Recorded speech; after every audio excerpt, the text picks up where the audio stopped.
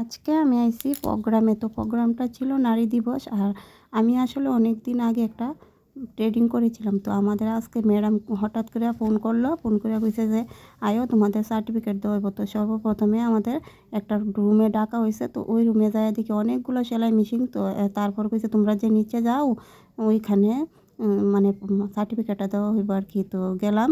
আর madam দেখো সবাইরে ফুল দিয়ে বরণ করে নেওয়া হয়েছে। আর আমাদের এদিকে দেওয়া হয়েছে চন্দনের ফোঁটা।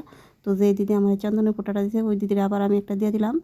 আর তো দেখো এদিকে সবাইরে যে মানে যারা দোকান দিছে তাদেরকে খুব সুন্দর করে গিফট করা হইলো, অনেক কিছু দেওয়া হইলো, সার্টিফিকেট দেওয়া হইলো।